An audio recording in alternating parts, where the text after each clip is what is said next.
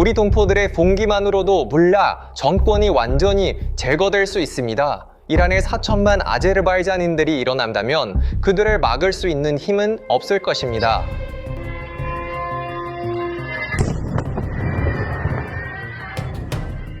아제르바이잔은 전쟁이 국경으로 확산되면서 이란에 분노하고 있으며 이 분노는 빠르게 구체화되고 있습니다. 그리고 이 불명예스러운 사람들, 우리를 상대로 이 테러 행위를 저지른 그들은 후회할 것입니다. 이제 그들은 이란과 전쟁을 준비하고 있으며 이는 국경 각뿐만 아니라 국경 안에서도 일어나고 있습니다. 아제르바이잔 공영방송에 따르면 이란의 물라 정권은 불장난을 하고 있습니다. 오늘날 이러한 변수가 발생한다면, 그러한 사건이 발생한다면, 원한다면 그들이 행동을 취할 것입니다.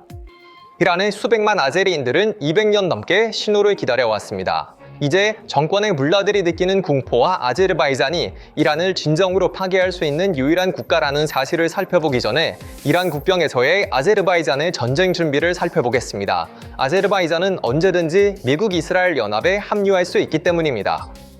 아제르바이잔 군대는 이스라엘이 제공한 로라 탄도 미사일을 사용하여 24시간 내에 이란 목표물에 대한 정밀 보복 공격을 준비하고 있습니다.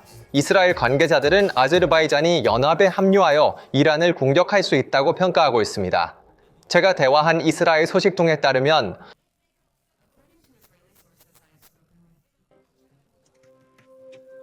이스라엘은 아제르바이잔이 전쟁에 참여할 수도 있다고 믿고 있습니다. 즉, 이란의 목표를 공격함으로써 연합에 참여할 수 있다는 것입니다. 이스라엘 국영 채널인 채널 11이 보도한 이스라엘 정보평가에 따르면 아제르바이잔이 곧 이란에 대한 공격에 참여할 수 있다고 합니다. 그러나 만약 이것이 발생한다면 아제르바이잔은 단독으로 전쟁에 참여하지 않을 것입니다. 터키군 참모총장 바이락타르 올루는 오늘 저녁 바쿠와 이란 간의 긴장이 고조된 시점에 아제르바이잔 측과 전화 통화를 했습니다. 터키는 아제르바이잔에 대한 방어 의무를 가지고 있습니다. 에르도안 대통령도 공격 후 알리예프와 긴 전화 통화를 했습니다. 이는 터키가 아제르바이잔을 지원하기 위해 언제든지 개입할 수 있다는 단서를 제공합니다. 2026년 3월 6일 아제르바이잔은 포병 시스템을 포함한 군사 장비를 이란 국경으로 배치했습니다. 그러나 이란이 두려워하는 것은 아제르바이잔 국경의 군인들이 아닙니다. 진정한 위험은 내부에 있습니다. 아제르바이잔에는 1,050만 명의 터키인이 살고 있지만 이란에는 수십 년 동안 거의 4천만 명의 민족 터키인이 살고 있습니다. 터키인은 이란에서 두 번째로 큰 민족 집단입니다.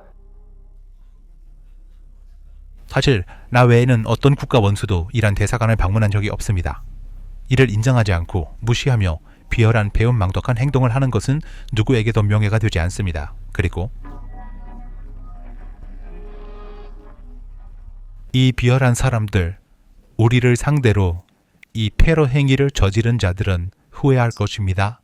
전쟁이 발생할 경우 아제르바이잔이 이곳에 거주하는 터키계 인구를 조직하고 무장시켜 이란 내에서 내부 불안을 일으킬 가능성은 성직자들을 밤잠을 설치게 하고 있습니다. 이는 이란 내 터키계 인구가 이란의 가장 중요한 지점들, 즉 국가기구에 분산되어 있기 때문입니다. 이것이 이란의 진정한 악몽이 있는 곳입니다. 오늘날 이란의 인구 880만 명 중 약 2천만에서 3천만 명의 아제리 투르크인이 살고 있으며 이는 이란의 가장 큰 소수 민족입니다. 대다수는 북서부에 있습니다. 타브리즈, 아르다빌, 오르미아, 잔잔. 그것은 아제르바이잔과의 국경 바로 옆에 있습니다. 왜 이것이 존재론적일까요? 5가지 이유가 있습니다. 첫째, 아제리 튀르크족은 군대, 정보기관, 종교기관, 무역 등 국가의 모든 수준에 존재합니다. 심지어 알리 하메네이도 아제리 출신이었다. 혁명수비대의 고리층, 의회, 종교기관에는 아제리 출신의 관리들이 있다. 단절의 순간에 이들의 편이 바뀌는 것은 매우 빠를 수 있다. 만약 정권이 붕괴된다면 이 사람들은 어느 편에 설 것인가? 둘째, 타브리즈는 이란의 모든 시위에서 가장 활발한 도시 중 하나입니다. 2009년 녹색운동, 2019년 연료 가격 인상, 2022년 마흐사 아미니 사건, 강한 정체성과 억압된 분리주의 정서가 있습니다. 2006년에 이란 신문이 아제리인을 비하하는 만화를 게재하여 타브리즈에서 수십만 명의 사람들이 거리로 나섰습니다. 셋째, 국경 너머에는 독립적이고 세속적이며 부유한 아제르바이잔이 있으며 이스라엘과 서방과 동맹을 맺고 있어 이란 아제르바이잔인들에게 지속적인 대안 모델이 되고 있습니다. 2020년 카라바흐 승기 이후 이란 내 아제르바이잔인들 사이에서 민족주의 물결이 강화되었습니다. 넷째, 테헤란 자체에 거주하는 큰 아제리 디아스포라가 있습니다. 잠재적인 움직임은 국경 지역에 국한되지 않습니다. 수도까지 확장됩니다. 다섯째, 이 지역은 이란 북서부에서 가장 산업화된 지역 중 하나입니다. 타브리즈의 산업 인프라, 섬유 생산, 자동차 부문, 이 지역의 분리는 경제적 재앙이 될 것이며 이란은 나흐치반의 이 민감한 지역 바로 옆에 있는 링간 공항을 폭격했습니다. 시기가 최악이었다. 이것은 이란의 내부 통합을 위협하는 가장 위험한 움직임 중 하나이다. 그 결과 테헤란의 가장 큰 두려움이 촉발되었다. 만약 상황이 완전히 통제불능 상태에 빠지면 이란 북부의 수천만 아제르바이잔계 튀르크인들이 편을 바꿀 수 있으며 이는 정권의 종말을 의미할 수 있습니다. 아제르바이잔 튀르크어 교수인 나짐 자페로프는 아제르바이잔이 왜 이란에 화가 났는지 설명했습니다. 30년 동안 이란은 아르메니아의 경제적, 정치적, 심리적, 그리고 어느 정도 군사적 생명선 역할을 해왔습니다. 아르메니아는 아제르바이잔 영토의 20%를 점령하고 있습니다. 테헤란의 지원을 받은 아르메니아는 아제르바이잔의 67개 모스크 중 65개를 완전히 파괴했으며 하나는 헛간으로 사용했습니다. 아제르바이잔이 44일 전쟁을 치르는 동안 이란은 러시아 무기가 아르메니아로 운반될 수 있도록 통로를 제공했습니다. 아제르바이잔 군대가 영토를 해방하는 동안 이란 군대는 효과적으로 아제르바이잔 군인들을 방해했습니다. 전쟁에서 승리한 후 이란은 카라바흐의 분리주의자들, 즉 아제르바이잔 PKK를 트럭으로 지원하려 했지만 이 트럭들은 아제르바이잔 국가에 의해 차단되었습니다. 승리 후 이란은 아제르바이잔을 위협하기 위해 3년 동안 아제르바이잔 국경에서 4차례의 군사훈련을 실시했고 그 기간 동안 이를 자주 언급했습니다. 게다가 이란은 장애주르 회랑의 개방에 공개적으로 반대해왔으며 이 정책을 계속 추구하고 있습니다. 그래서 지난 1년 동안 발생한 2번의 이란, 미국 플러스 이스라엘 전쟁에서 아제르바이잔은 무엇을 했습니까? 아제르바이잔은 이란의 신임 대통령 마수드 페제시키안을 2번 초청하여 최고 수준으로 그를 접대했습니다. 첫 번째 여리트 전쟁 동안 아제르바이잔에서 이란으로 단 한 발의 총격도 가해지지 않았습니다. 아제르바이잔에 압력을 가하려는 사람들이 있었지만 아제르바이잔은 분명히 거부했습니다. 나짐 자페로프에 따르면 아제르바이잔이 그 전쟁에서 이스라엘을 지지했다는 모든 뉴스 보도는 거짓이고 도발적이며 이를 뒷받침할 정보나 증거가 없다. 이란은 현재 세계의 전선에서 동시에 압박을 받고 있다. 남쪽에서는 미국과 이스라엘의 폭격, 해군 없음, 미사일 용량의 80%가 비효율적입니다. 수십만 명의 군인이 지하에 갇혀 있습니다. 핵시설이 손상되었습니다. 서쪽에서는 나토가 터키 영공에서 이란 미사일을 격추했습니다. 영국은 구축함을 보냈다. 프랑스는 항공모함을 보냈다. 새 유럽 강대국이 군사행동을 위협했습니다. 북쪽에서는 아제르바이잔이 전투 준비를 완료했습니다. 이스라엘 기술, 터키 지원, 보복할 권리를 보유하고 있습니다. 그리고 이 모든 것의 밑바탕에는 이란 내부 구조의 가장 깊은 균열이 있습니다. 수천만 명의 아제리 튀르크인, 정권에 대한 분노, 경제 붕괴, 200년 된 분열의 상처. 트럼프의 전략은 이 맥락에서 읽어야 하며 이란인들에게 당신의 나라를 되찾으라고 촉구하고 있다.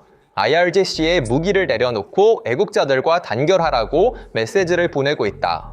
쿠르드 그룹의 지상 작전 가능성, 바시즈 사무소와 IRGC 본부의 체계적인 폭격, 공중에서의 파괴, 내부로부터의 붕괴, 북쪽으로부터의 압박. 이 3중 압박 속에서 이란의 행동 여지는 시시각각 줄어들고 있습니다. 그리고 나흐치반 공격은 이란이 북부 전선을 이 방정식에 스스로 추가한 순간을 나타냅니다. 투르크멘차이의 200년 된 상처가 2026년 전장에서 다시 피를 흘리고 있습니다. 하지만 이번에는 협상 테이블에 있는 세력이 매우 다릅니다.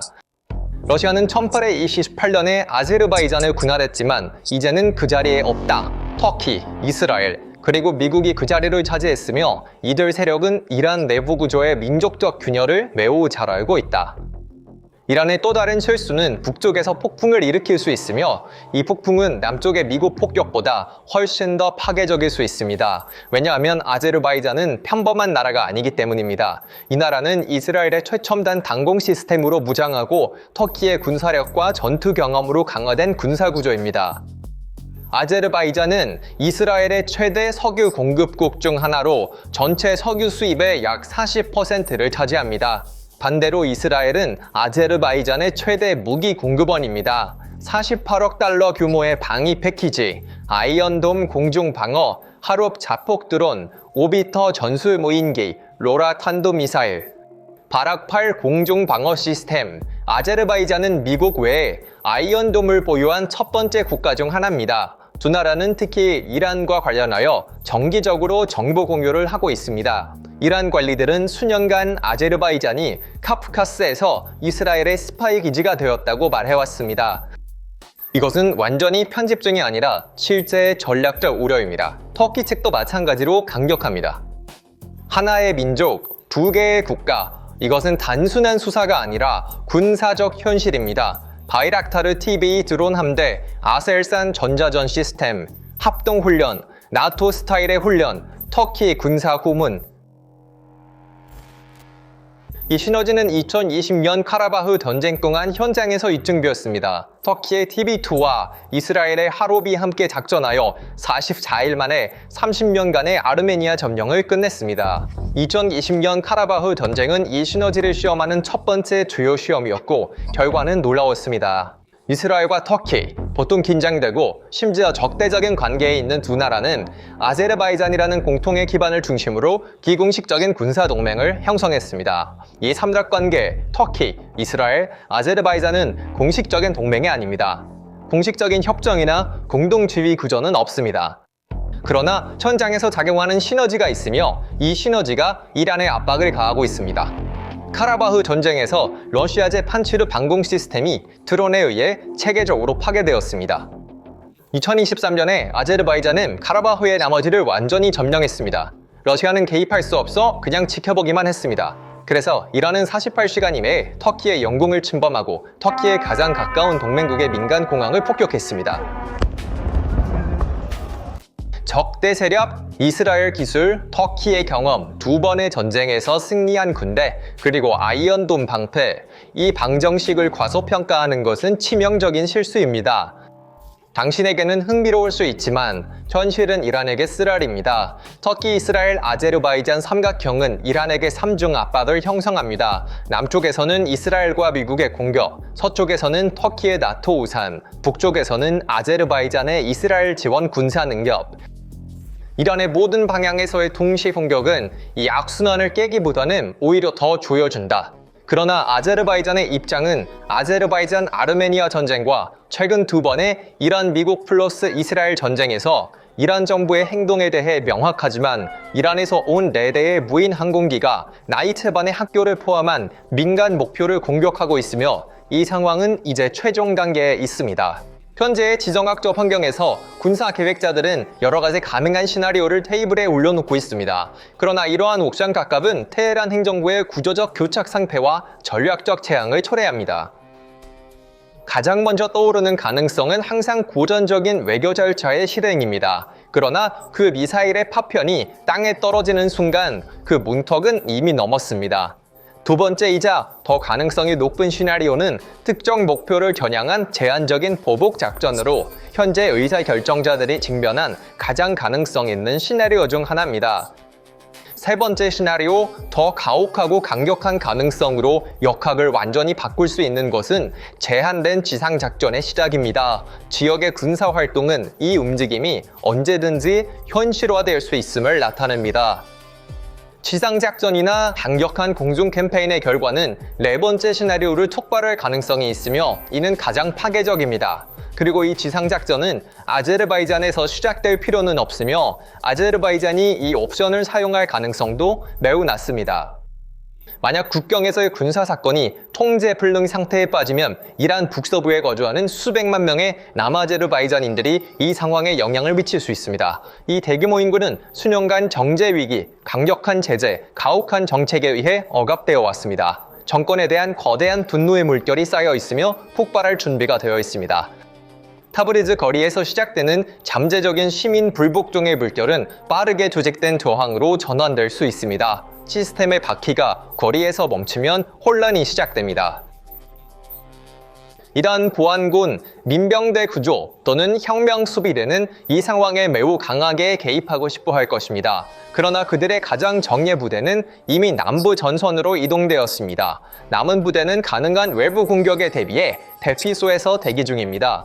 북부에서의 대규모 내부 봉기는 직접적으로 테헤란에 복도해 공포를 일으킬 것입니다. 자국민과 싸우면서 동시에 국경을 방어하는 것은 군사적으로 지속 가능하지 않습니다. 국경 너머로 힘의 환상을 만들려는 시도 중에 성직자 정권은 내부의 거대한 인구 균열, 즉 수백만 남아제르바이잔 투르크인의 억눌린 분노를 직접 촉발했습니다. 현재 테이블 위의 방정식은 매우 명확합니다. 이란 행정부가 국경의 병력을 집결시키고 군사적 긴장을 예상하는 동안 실제 주요 지정학적 위험은 자국의 거리와 국가기관의 복도에서 빠르게 커지고 있습니다. 수년간의 가혹한 정책으로 인해 생긴 깊은 사회적 균열은 작은 불씨로 국경을 넘을 수 있는 혼란 환경으로 변할 가능성이 있습니다. 그래서 이 문제에 대한 당신의 생각은 무엇인가요? 댓글로 당신의 생각을 공유해주세요. PBR 글로벌의 독점 분석을 계속 받으시려면 채널을 구독하시고 알림을 켜는 것을 잊지 마세요. 저희를 선택해주셔서 감사합니다.